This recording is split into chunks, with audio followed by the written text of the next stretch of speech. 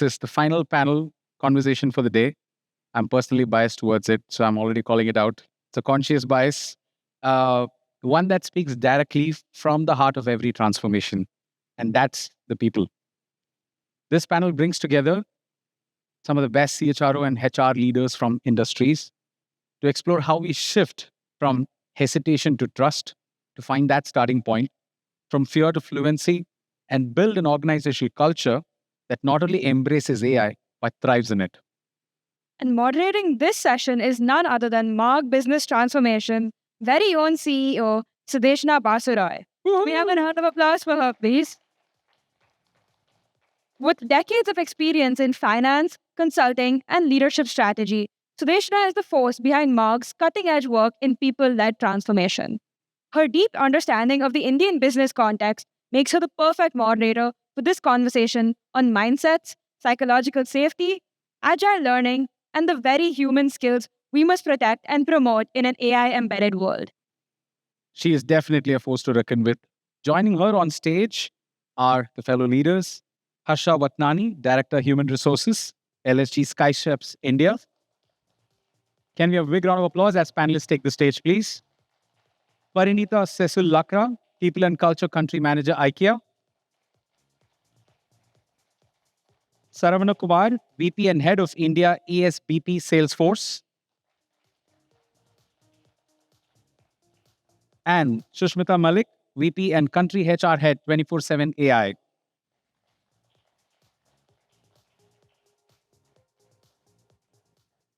Really delighted to have each one of you here with us. Your expertise will no doubt spark a lot of synapses in me, and I'm sure the rest of the audience as well.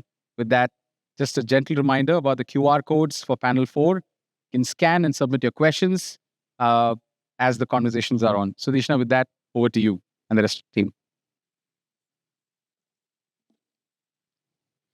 Good to have the diversity the other way in this panel. Thank you. So I'm Sudeshna, and I'm moderating this panel, which is From Resistance to Adoption, CHRO Strategies for AI-Powered Culture. From the morning, we have been discussing about AI. It is obviously here, and it is here and now, which we all are implementing in our organizations. So the struggle with this transformative AI, is it only the technology? I don't think so. So here we would be deliberating that it is actually that culture which we need which will embrace change, innovation, and learning. And hence, we will today discuss with this panel as to how they are spearheading this in their organization. How are they turning the resistance into readiness? Welcome, everybody.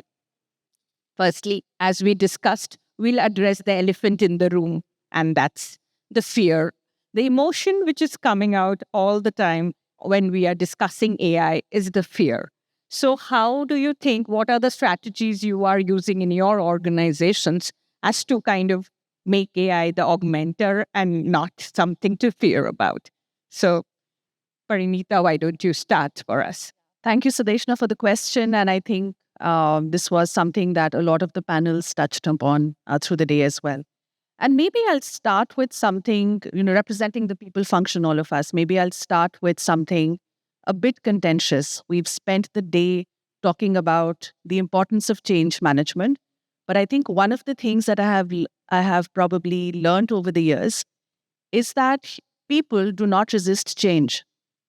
But what they resist, and probably that's what causes the fear, is what is the impact of the change that's going to come on them. And I think that cannot be, so when we talk and address fear, that's not something that can be addressed in a town hall, that can be addressed in a public forum.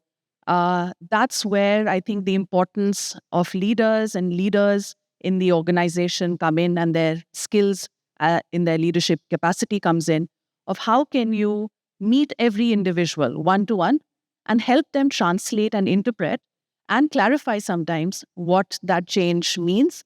I could be sitting with thoughts I've heard. I could have friends who've gone through similar changes that have happened in their organization, which landed well or didn't land well. So I think getting into a space where, as a leader, as whether you're a people leader or a business leader, how do you translate that change and the impact of that change for every individual?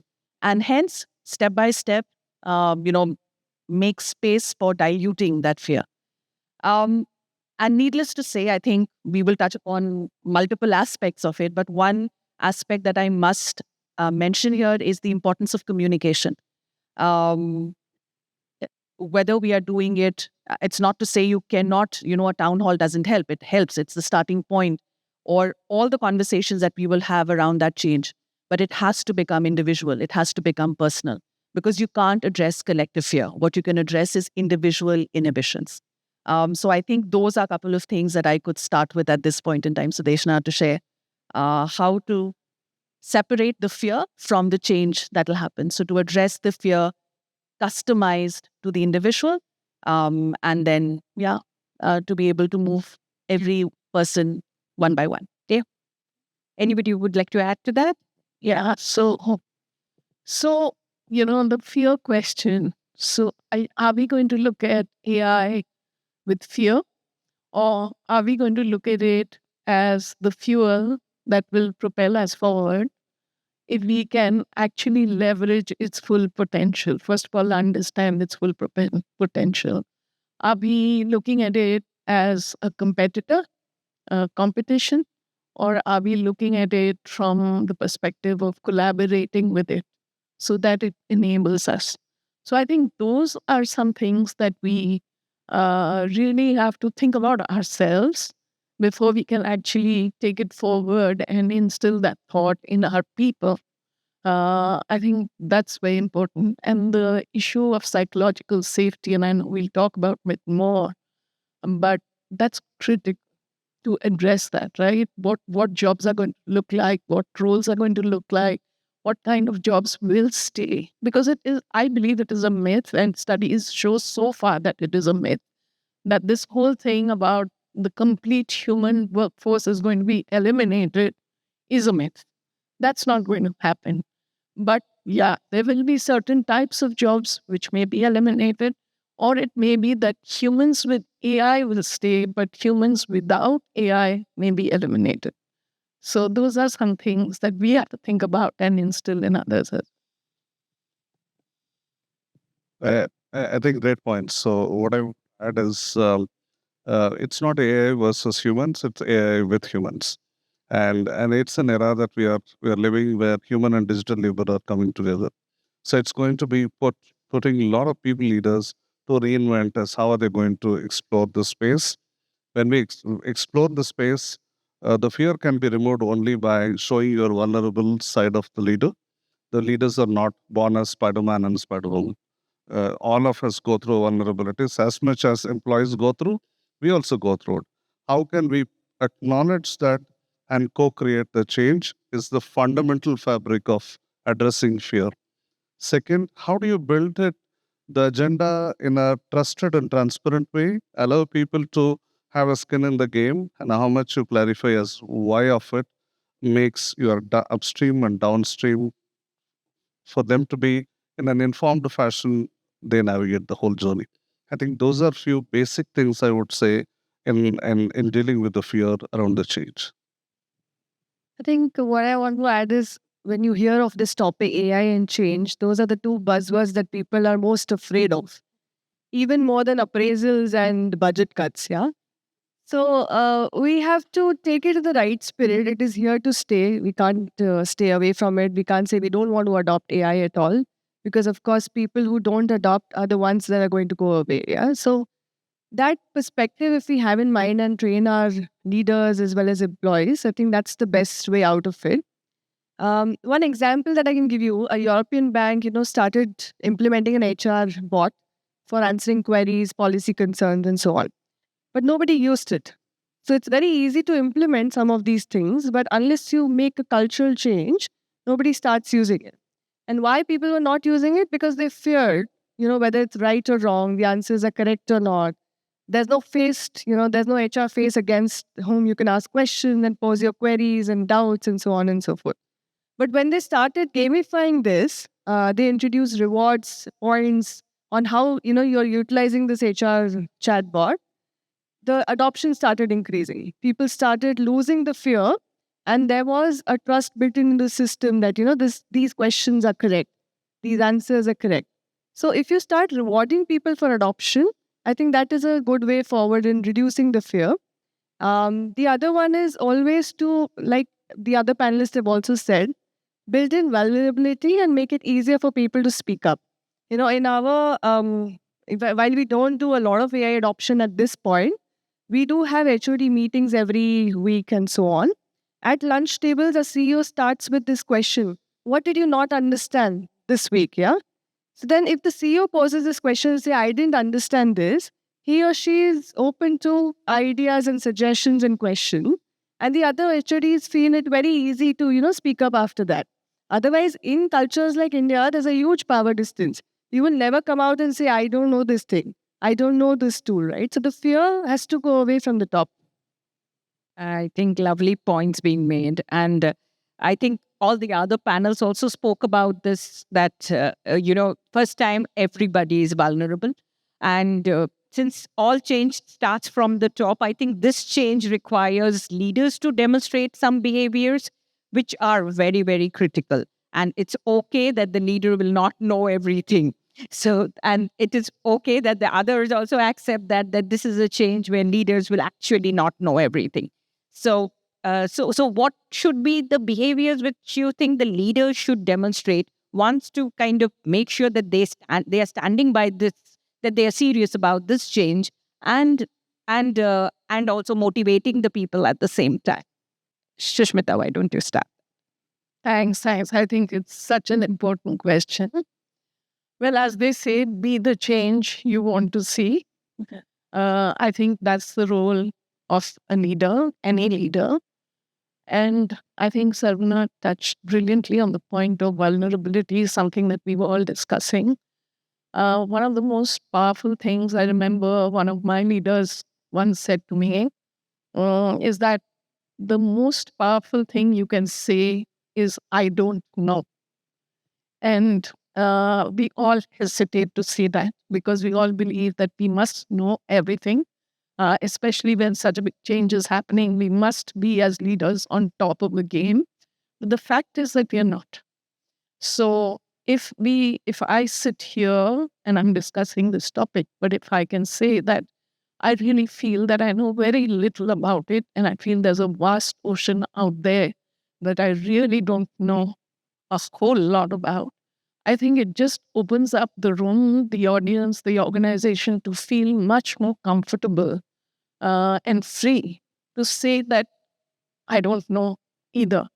And once you're able to say that, it then liberates you to start thinking about what do you want to do next about it, which is to learn. So first, as a leader, I think I have to learn. And then I have to make sure that I'm creating opportunities for all my people to also be able to learn this. Unfortunately, even today, and I was just reading a study a few days back, only 16% of organizations say that they have structured AI learning programs. And that's a worrisome thought, given where we are. We all need to be in the game. We all need to be involved at least. Currently, how many organizations, perhaps most organizations, are working is that there is an SME group. That could be the technology team. It could be the data science and analytics team, who are the go-to people when you want to know anything about AI. And I'm saying this being an organization which is called 24/7.ai.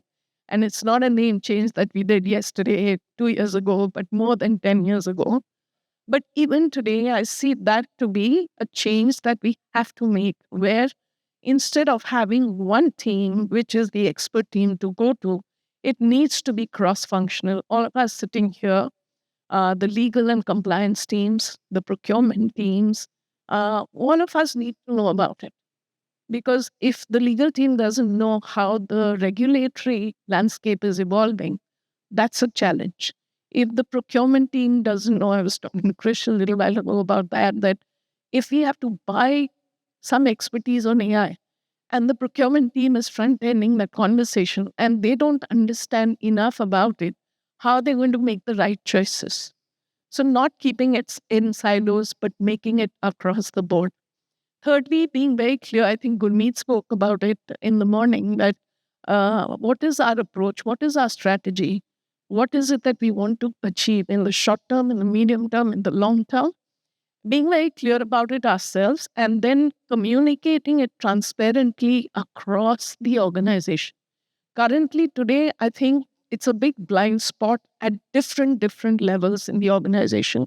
People really are not aware what is the organization thinking in terms of the AI strategy.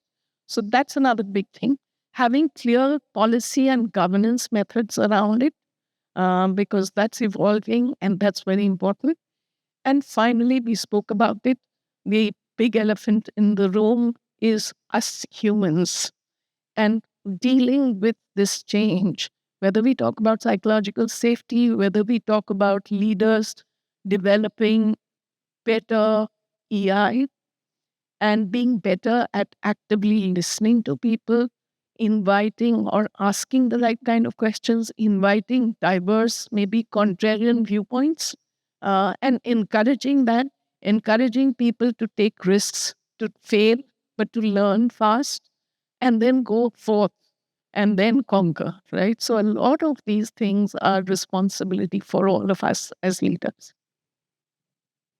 So, a couple of more behaviors that I can add. And as leaders, it is imperative that you work along with the teams. Yeah. So, we've spoken about showcasing vulnerability. The other is small, minor commitments every week, every month, because the change of pace that AI is currently traveling at is huge, right? Every single day, a new chatbot is out. There's agentic AI. There's different versions coming up.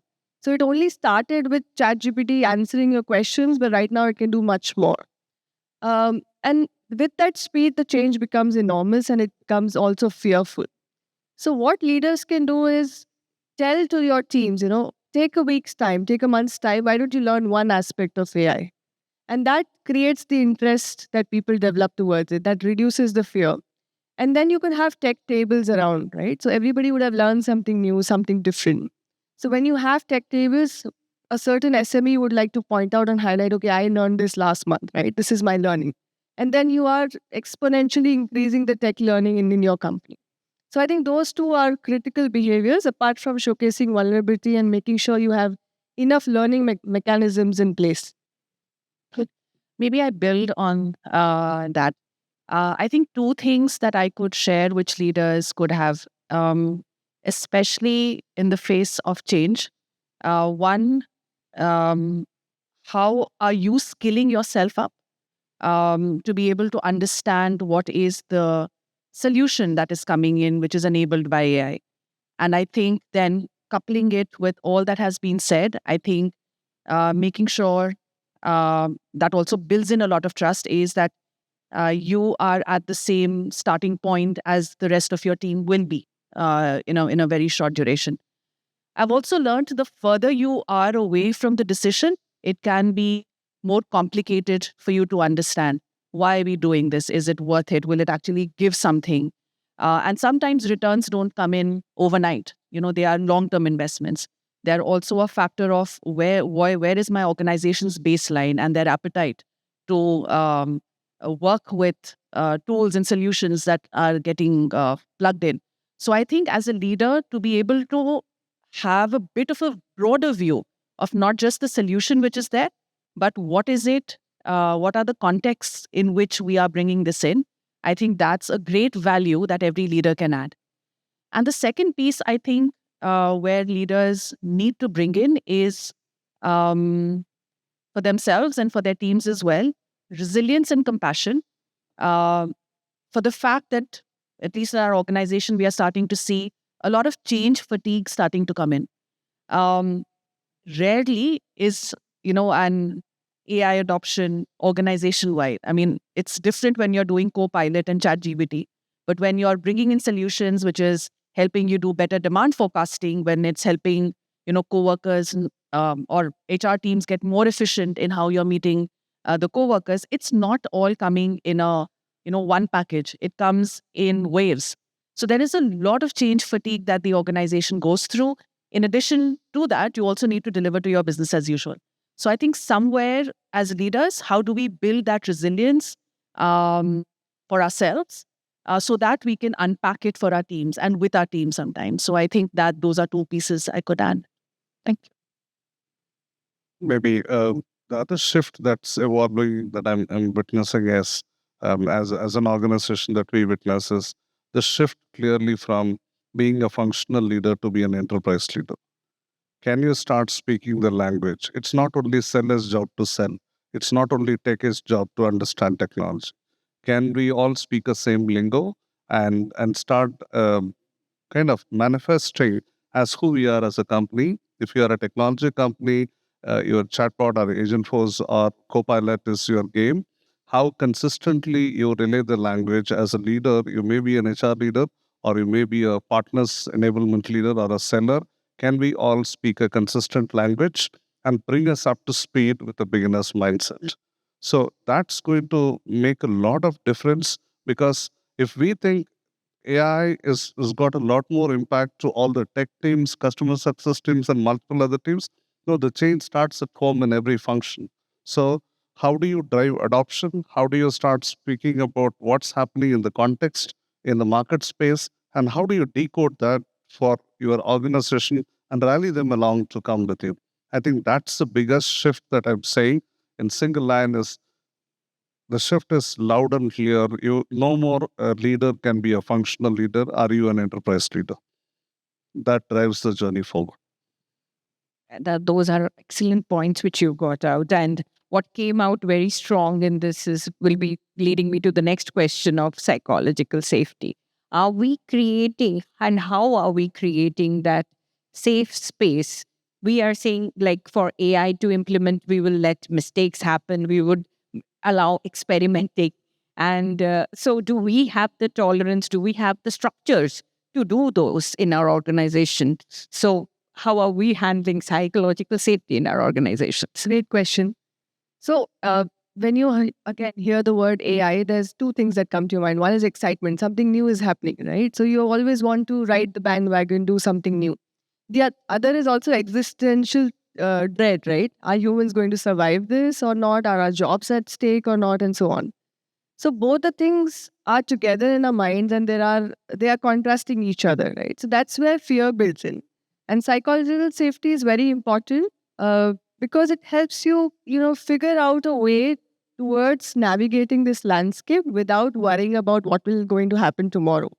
What's going to happen to my, income? What's going to happen to my son's school, and so on and so forth, right? So if you can build a safe culture at workplace, I think people will be more interested to adopt AI to envision new things going forward. Otherwise, it will always look like a change which is going to not help you with your inertia, not help you with your comfort zone. And people don't really want to come out of their comfort zone. Project Google in Aristotle, they did this, where they found out that it's not about intelligence or seniority or the skill set, but the most important thing that people actually help to get succeeded at workplace is the psychological safety factor. You're coming to workplace at 9:01 when the time starts at night. You shouldn't fear for your job, right? You have a late day at work because your kid is sick. You have a hospitalization. You have to take care of your family or a parent. And if you're not able to make it on time, should you worry about your job, right? If those are not the questions in your mind, and you can still reach your workplace whenever, and you have leaders who can understand your risks and compliances and vulnerabilities and so on, that's what makes it a psychological safe workplace. A lot of the companies are already implementing AI at a large scale. One of the examples is Unilever has started using this for internal mobility. So earlier, HR teams or the business leaders used to do this. They will pick out and choose people for promotions or next opportunities and so on. But now AI is doing this job. So people have to become safe, and they should feel safe to showcase their vulnerabilities and skill gaps. Otherwise, they'll not even talk to the AI and say, okay, I need this learning going forward, right? If I have to make a step up, these are some of the trainings that I need. So if you are not feeling safe at workplace, you will never ask that out, right? Another example is Infosys, a tech company. They are now using AI for fraud detection in offer letters. That they can very well use and say, recruiters are not doing the job, right? Why didn't you check this fraud offer letter? But if you use it otherwise, using the data in pattern recognition and telling your recruiters this is the way forward, you're actually helping them make better judgments. Yeah. Another example that I can give you is many companies are also using AI for resume screening. And I think that's the very basic that people can start with. But if the resume screening filters out everybody over 45, everybody who's under 20 is most black or most white and so on, that means you're feeding garbage and getting garbage out, right? So the AI tools will only work with the data that we feed. And it is okay for us to call out and say, this is not right. This is a wrong output. And only when people are safe enough to say that out loud, you'll be able to make your AI systems better. I think that's where psychological safety becomes very important. Maybe, and I don't come from a tech background, so maybe the terminology I use is incorrect. But when we do a systems implementation, there is a massive space of user acceptance tests that we do. And when we are doing that, we actually want the system to identify as many bugs as you need, or you can, so that when the systems are in place, things are as okay as it can be. And I'm just building on what you said, Harsha. It's an ecosystem. So just because an AI is getting implemented, you can't introduce psychological safety then. It has to be part already existing with your culture. So whether you are doing and a UAT, I started with that because it's a very safe way of saying it's not about, and probably a bit of Indian cultural conditioning, that we are not trained to fail. We are trained and raised to succeed. So it's very deeply ingrained in us. But when you get into a space of systems testing, you say, find as many bugs. If the system fails, it better fail now versus happening later. And I bring that to, whatever space we have of AI adoption, to make time and space for such experiments to happen, for your end users to be able to interact and play, and actually rewarding and, making it okay that you're identifying some things. And for all you project managers, you will know it way better than I can elaborate at this point in time. But I would just bring, I think, one point to the attention is, when we are bringing this space of the end users trying and testing these things out, it needs to be planned with time. So it can't come really at the last end as an afterthought, and then expecting that human beings will just have to do it because it's a business directive. So I think that's what will deplete the trust and deplete the psychological safety. So one, it's not something which happens overnight. It has to be a company culture, small, big things that we have to do over a long period of time. And second, especially with AI, to make sure that you're planning for the time when the end users can play, test with the system. And I think familiarity will help take away that fear that could be when the projects start. So yeah, that is something I could add to build on this. Yeah. I just wanted to, since we're talking about culture, right? I think a culture of care is what is most the need of the hour right now. Care to have those in-person conversations, care to listen to people, care to quell their doubts and their fears, care to talk to them. I think over-communication is very much required. You actually cannot over-communicate about this. For people, for leaders at every level, right from senior management right down to our frontline managers. In my industry, the frontline managers are the most critical. They are the sandwich we were talking about earlier in between. And for us all to keep communicating about what are those roles, because what is the fear? What is my job going to go? What kind of jobs will stay? What kind of roles will have relevance? In order for me to remain relevant, what kind of skills do I need to acquire? And I think over communicating about these things is one way. The other thing I think we should do is, and we are doing it because of nature of our work also possibly, but embed it so much into their lives, in their life cycle, that it becomes automatically a partner. So in our scenario, and I come from an IT BPM company, right from hiring to the training phase. In the training phase, AI is actually acting as a co-pilot, as a coach, as an SME, as a quality assurance assistant. So the employee, the agent, the associate is constantly being exposed to AI. So the fear is of the unknown as well.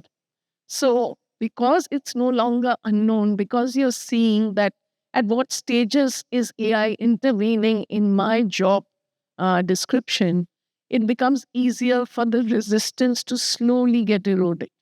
And then when they stabilize after training throughout, and I think one of us spoke about it, we have a huge bulk of transactions because so many thousands of people. And AI is taking care of that ticketing system. Only the complex pieces are coming to the HR teammates to handle. So actually, in our case, we see about 28,000 transactions per year that are offloaded by AI, and employees are getting quick responses. And these are youngsters. In my case, about 80% of our workforce are 24, 25-year-olds. So they get their answers quickly. They don't have to wait for somebody to come and meet me and listen to me. So I think these are two more ways in which we can acclimatize people and get rid of this fear of the unknown. Saravana, any example or anything you would like to add? I think all of these are core fundamentals of any organization and how we build our organization, and the culture reflects it. So, as we contextually change and reinvent organization, it's important for us to stay connected to the bottom of the pyramid.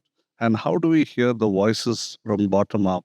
That's what is going to make your organizational citizenship scores significantly evolve, and everybody feel that they have a share in the whole process. Otherwise, the transformation is not always top down. The transformation is co created and it's owned and led by people. And that's the talent era that we are here. The intellectual capital today is not anymore order takers. They wanted to have a point of view, and the purpose driven workplace is going to be winning and making the most in the industry. Can you be an employer of that choice on that? No more fringe, fancy stuffs, perks, and benefits are on one side, but we are clearly moving from an economy standpoint. We are not a cost economy. We are very clearly leading the way from a value standpoint, be it JCCs, be it high tech or any other industries. So, a mindset to become creating an agenda, formulating the future, being part of strategic vision is what makes an employee completely engaged, and how leaders can unassumingly do it, and that's part of their muscle, is a challenge for CHROs to prepare them for the journey. I think this particular change, this AI I think, is giving us an opportunity to do all those things which existed, we wanted to do. But if now we don't do, I think we will be seeing some trouble. With that, like you spoke about the skills, we all spoke about the AI literacy when we are talking about, we are seeing that unevenness in the sense the experts are at a particular level, leaders at a particular level, and the employees are at a particular level. So how, as an organization, are you addressing and bringing it to a baseline? To be honest, it's a quite complex game, and we are also figuring out.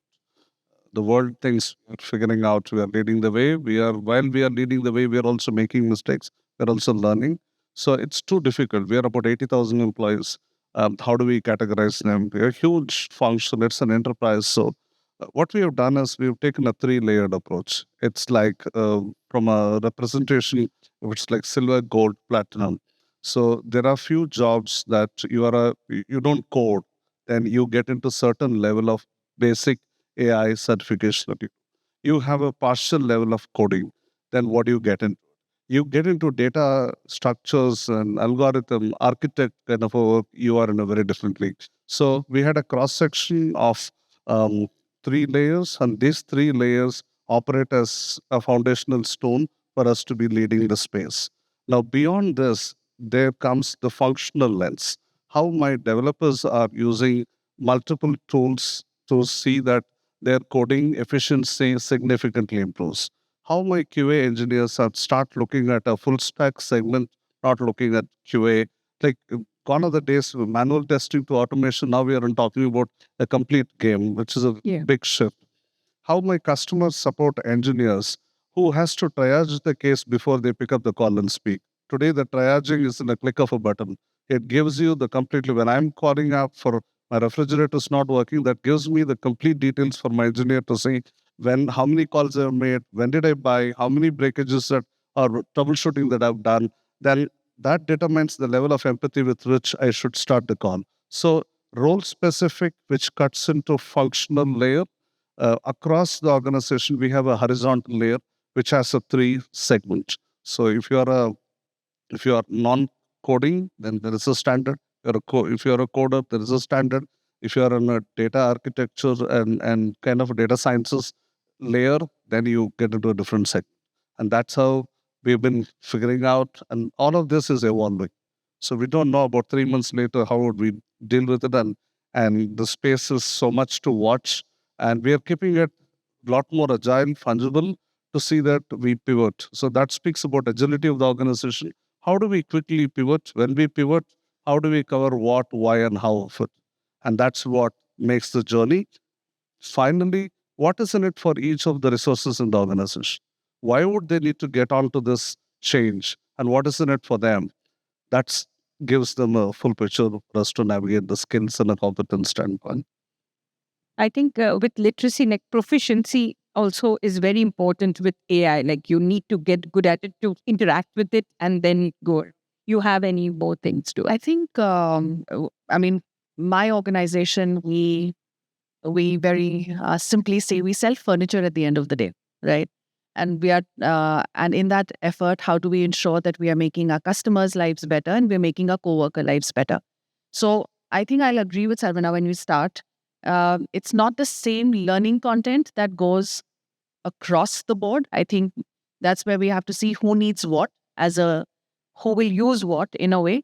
But the starting point is always with the leaders, that can we learn ourselves what is coming our way? How does this impact my everyday and my team's everyday and my customers' everyday? And then how will we eventually get there? Because a lot of the tech solutions or the AI solutions that come in, they will get customized to our requirements, but there's only that much of customization that you can do. And then when you run or when you've been doing things for many, many years via, let's say, doing data analytics or demand forecasting was on an Excel sheet versus now moving to a different solution, it's generations of leaders who also and coworkers who need to make that shift. So in a way, the literacy and the awareness, we always start with our leaders and you use them or encourage them to actually be change drivers for acceptance and interpreting how, for their teams and their coworkers, how will their everyday operations and ways of working change. But customize it to the audience of who will use which part, and for leaders to be able to have a broader understanding for that solution that's coming in. And I just want to add to that we have to customize it to generations, because we are all working in multi-generational workforces and workplaces. And, you have 50-year-olds, you have 40-year-olds, and then you have 24-year-olds, and their needs are different. The way they look at AI is different. The way they adopt it is different. The youngsters are organically learning much. Possibly the pace at which they learn is very different from what an older generation might have. So I think that kind of customization is also very important. I think I'd just like to add a small bit. If you gamify and make it a plaything until people learn better.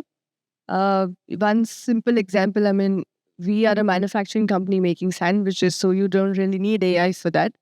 But you could search for a different recipe for biryani online, right? But you would still need a person to actually make hot meal at 5 o'clock in the morning to get onto the flight.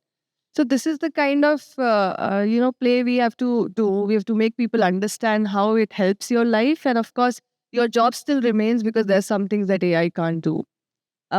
one of the things that we had implemented, it was very simple. Our admin team started using ChatGPT for creating personalized birthday invites and birthday mailers for everybody.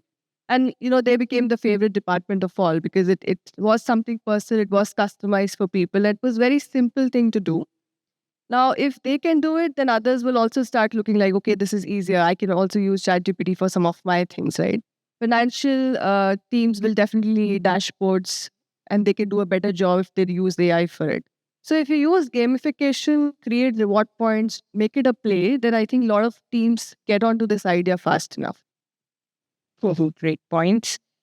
While talking about AI, when we are talking about leaders at one hand and the teams on the other, the 2 points, the 2 words which we are hearing the most is empathy and collaboration. We all heard how organizations wanted to have collaborative cultures, but the definitions were always very fuzzy as to what does collaboration mean. But now with AI, we feel it's like not an alternate, like we have to do that. So what's your view on that? And before we answer that, audience, please, on your QR code, please give your question so that we can take it in the last 10 minutes. So this is the one with empathy and collaboration. I think I go back to the these are core tenets again. It is only contextually making it a lot more compelling. So now today I'm more than me, like what I see, it's a collaboration between human beings is one angle. We are talking about collaboration with digital. How can you be compatible? How can you understand? How do your prompts feed information back to you? That's the collaboration that we are talking about. For me, the baseline is human to human collaboration is very much needed. It's part of the DNA of the organization. As individuals, showing up with a lot more empathy, respect for each other is part of your core values or a culture of the organization. But it is a context which makes it a lot more compelling. So the way I see it is collaboration. The next dimension of collaboration is about how human and digital labor are going to come together to make the most for the customers, for themselves, and for the ecosystem. That's the responsible outlook and elevated collaboration framework that we're seeing that's evolving pretty quickly. Empathy, we're talking about today the AI operating as a coach. So we are looking at few of the vendors who have deployed a coaching engine so that can talk to you as good as a human being and coach you. So what happened to those AI tools are coached so well to do the coaching with a lot more empathy, but it can never take away human empathy that you can bring in. So it is what is happening. Empathy is one of the core tenets, but it's made it all the more. You are in a competing space today. If your AI tools are empathetic, what's your super layer of showing the empathy and compassion in your conversations? I think that's the version 2 of collaboration and empathy that we are getting to see, and this is going to evolve and reframe it in a very big way. Thank you. Thank you. I think we are also in the very beginning of the impact of what AI can bring to organizations. And when I think about, and I so agree, when we think about empathy and collaboration, that's been a core part of leadership and team capabilities always. And if we go back to history, when we brought in machines, when we were automating, all of that was a natural part of it. It was not one versus the other. And I think one of the panels spoke about it in the beginning, that you have to do, it's both and you have to do it together. How we've not been able to figure out yet. And then how do we build an ecosystem, whether it's addressing the fear, whether it's, bringing in more trust and acceptance and experimentation that can happen. It cannot be done without these two. So I think collaboration, whether it's between humans or with AI, that is, I can't think it or imagine it any other way. And when it comes to empathy, as we get into that space, knowing that every person will be in different, it's like a marathon, right? You can all start together, but you will have different paces that you will keep. Just having that space that we can hold for each other as we go on the journey. But I do believe there is no other way. You have to do it in a both-and way, with empathy and with collaboration. Yeah. I just wanted to, I was speaking about emotional intelligence earlier and the need for each one of us as managers, as leaders to develop it. And, as more and more younger people become first line managers, it's even more important for them who are experiencing that for the first time to build these EI skills, because to show empathy, you'll have to be high on listening rather than telling. You'll have to be high on being okay with very different views. You also, as leaders, I think one of the things we need to let go of is the need to be at a certain pedestal. So, and just give you an example. So, one of the programs I was sharing about it earlier in an offline conversation, one of the programs we have is something called Young Mentors, where, let's say, if a VP or a senior VP is leading a transformational project, a youngster is assigned to that leader as a reverse mentor. So they are actually telling the leader that, hey, you might be thinking about this as the right approach, but that's not going to work on the ground because the leader is maybe this much away from the ground, but that person is close to the ground. So, or we have another platform called Inspire, where everybody cutting across levels can give in their ideas as to how to manage change. And then those get selected and the winners get implemented. So these could be some ways in which, apart from one is the EI part of it, the emotional intelligence, building that at different levels of leadership. But the other is inviting the lowest, the youngest rung, who is probably much more familiar with it, native to it than we are, to actually coach you and guide you and be open to shed those barriers. I think collaboration is a given because automation, AI tools, they all help us with a lot of collaborative activities online. But, water cooler conversations and coffee break is still very important. And we would have seen it here as well, right? We made connections, we did networking, we understood what implementation is going on in each other's businesses in that 20-minute gap, right? So it's very important to go hand in hand. And AI cannot replace empathy. Even as leaders, if you're managing a team of 10, you will not react to each individual the very same way, right? So you might ask AI to answer your emails, write an email for you, but you cannot know if the teammate is going to cry at the end of it, right? That's where empathy comes in. AI can definitely help you schedule your calls. They'll give you talking points and so on. But you still have to come up as you, the authentic self. And you'll have to reach out to each individual in a different way so that you can ensure learning is happening, ensure the communication is proper, you're understanding and making your points across. And that is where empathy becomes very important. You reach out to each individual in a way that they will understand and that they need from you, right? So as leaders, it is very important to build empathy. And of course, collaboration is a given.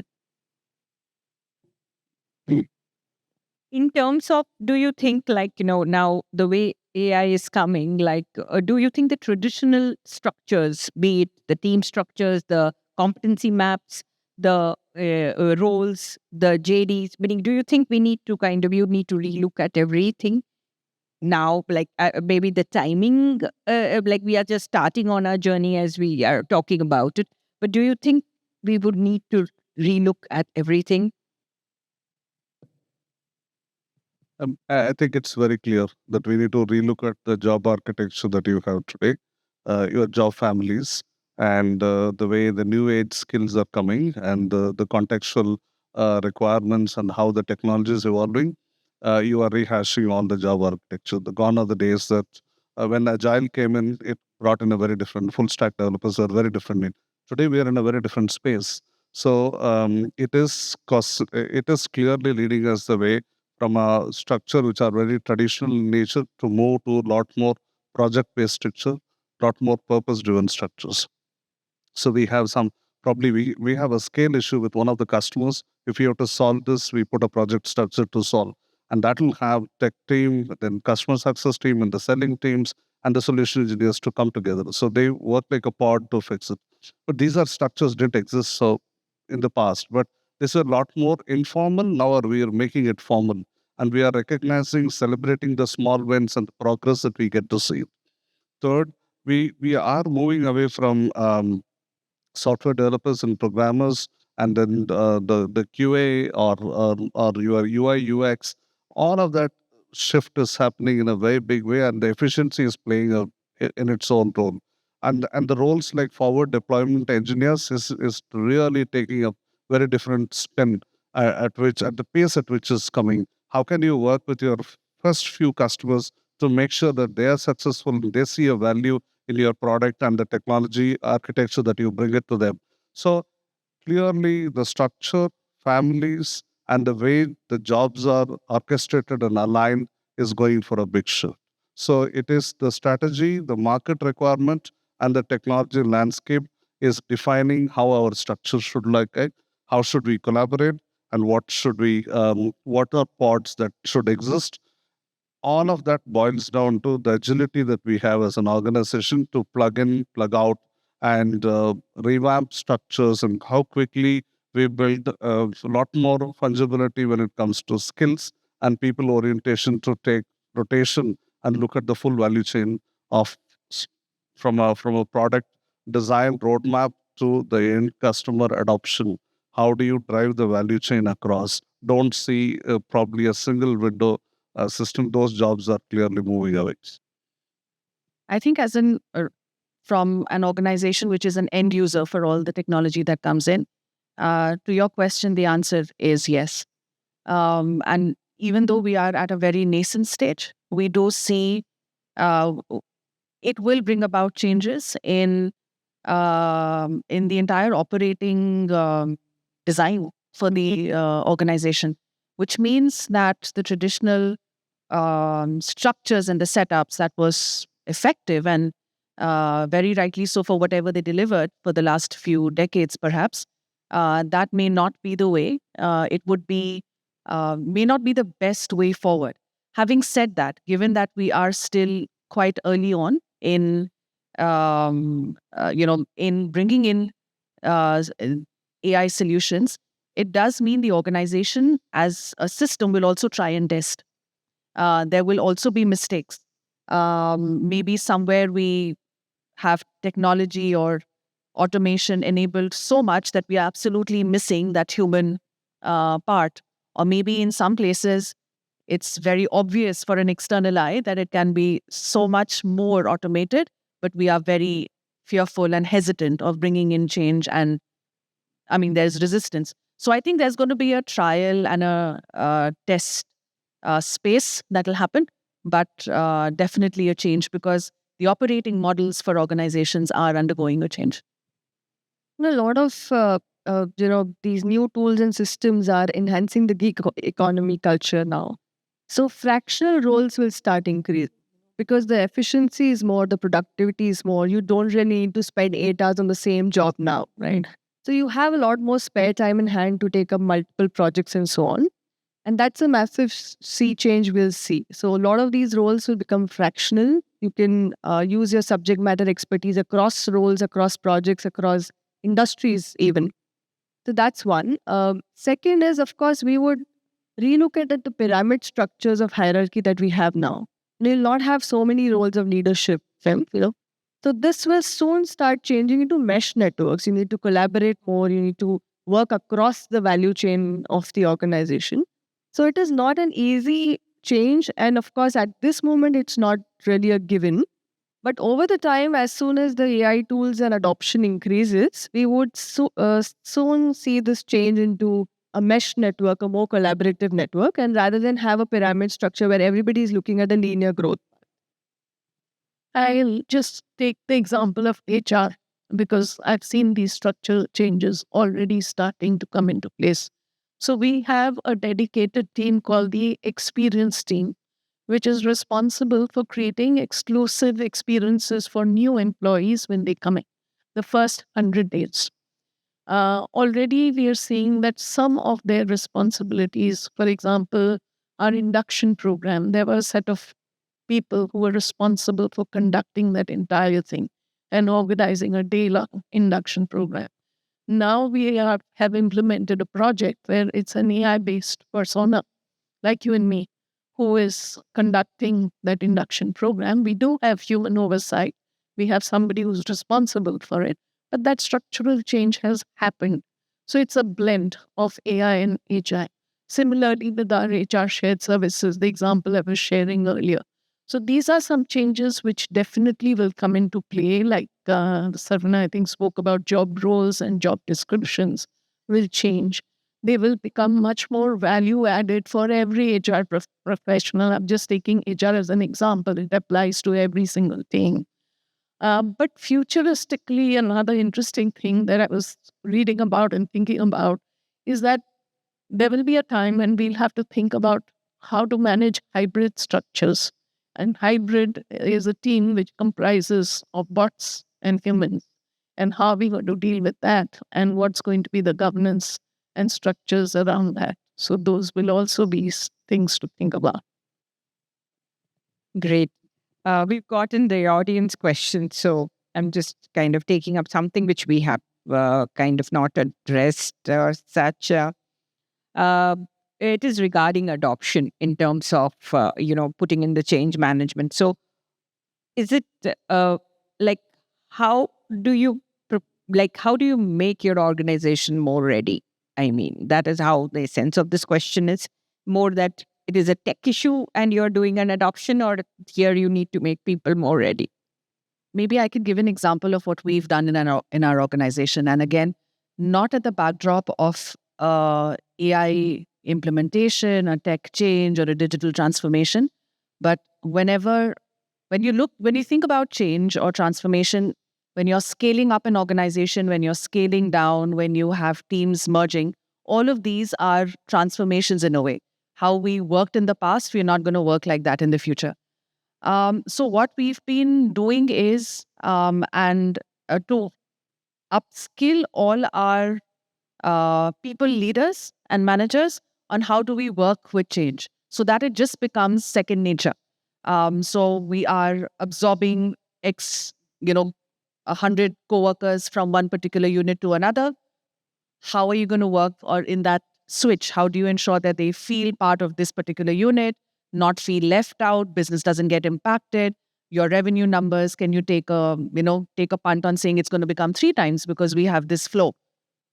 Or saying we are actually downsizing a particular unit. How do you make sure that your business doesn't get impacted and yet we are optimizing on the cost front and the people front?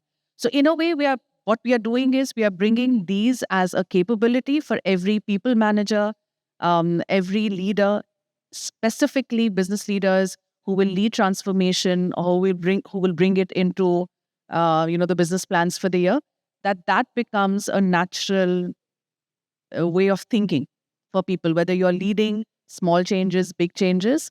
That's one of the ways how we are making sure that as the impact gets bigger, the organization and the leaders are trained on a methodology that could support that transition. One point that I wanted to add was, if it's not part of the KPI, it doesn't get done. So at least sparing 20% of your time or KPI to do AI-related stuff or to enhance your work in any way possible, I think that's the best way forward. Because business as usual will continue. Employees will always have a risk appetite which is very limited. They'll say, I have this work to do and this is what you're paying me for. So if you want me to innovate, if you want me to strive to gain new tools and technologies, learn something new, learn a new way of doing, I think it's best that you give them time to learn those new aspects and also put it part of your KPI as to learning and innovation. And maybe even incentivize it, because at the start of the journey, sometimes one needs to do that. What's in it for me? So maybe recognize, like we all recognize performance excellence champions and ambassadors of the organization. Why not AI ambassadors? Why not AI champions? And recognize them so that they become inspirational, they become role models for others. I think for us, the trend that we are seeing from an adoption standpoint, it's not for only that core tech team, it's for everyone. So the thinking and the technology adoption happens in every function. So including HR, how many agents we have built, where have we deployed, what's an adoption of HR agents.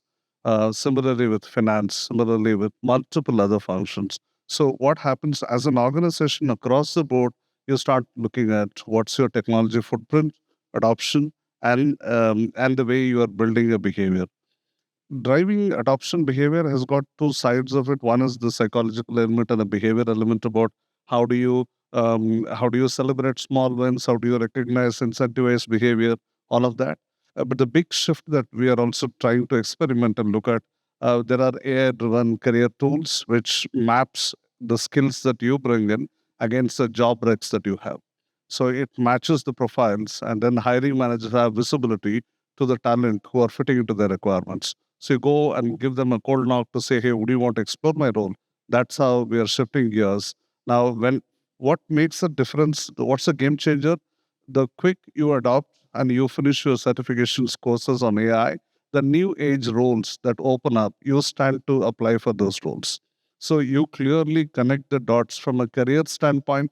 How do you want to make the most of it? So what is in it for the intellectual capital who's thriving and kicking to look at the future and want to rewrite the technology landscape, give them this opportunity to tie it down. So that's the way we are driving adoption at a big scale.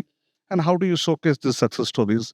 How do you represent? And then whatever she, I think, very well put it about how do you build ambassadors, champions who can be at the trenches of the organization, can speak about this and relate back. It's not only leaders' job to take it to the last mile. It's every employee who's learned the most, who got the most out of it, put them back on the bottom of the pyramid to relay this message. I think those are different creative ways of connect the dots to see that the adoption goes up. And adoption by force can only work so much. So the last thing that you build it as KPIs, you build it into your scorecards. Well, anyway, you will do it. But what are other ways to make it exciting, not by compulsion, is an art. And that's what will make a change. Like we are coming almost to the end of our time. So I would like you to kind of, say if one advice you were to give to your leader as to how to manage this AI change, AI as this AI transformation, what would you be your advice to your leader? The one advice would be you don't need to be an AI expert to lead change. You just need to create a culture which is safe enough to try. We started with this, but I would say listen deeply, because for whatever we are hearing from the organization, potentially the solution of that resistance will lie there. So listen deep. Demonstrate beginner's mindset, role model beginner's mindset, lead and inspire.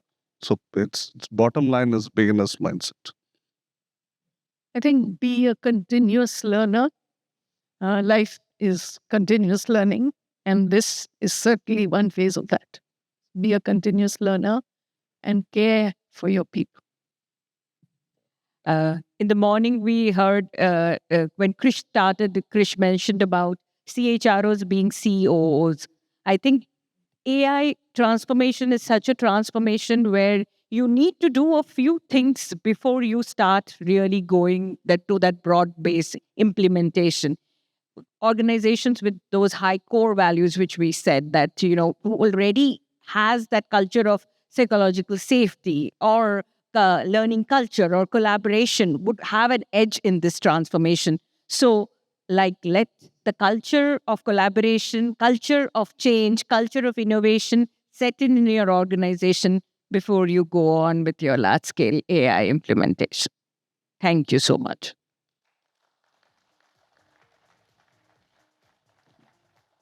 A big thank you to our final panelists. Your perspectives have added real depth to today's discussion. As a token of our gratitude, we all call Sudeshna to facilitate our final panelists for SYNAPSE 2025. Thank you once again to Harsha Vatnani.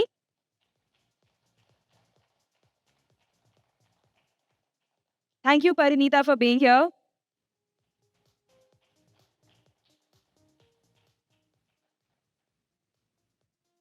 Thank you, Saravana, for being here.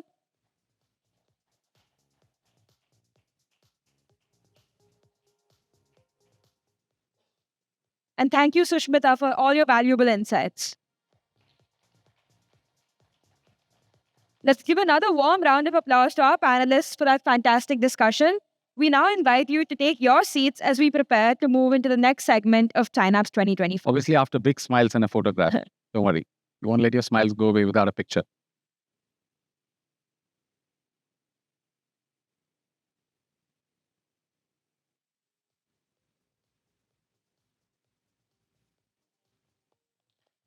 Thank you so much. Thank you. Thank you so much.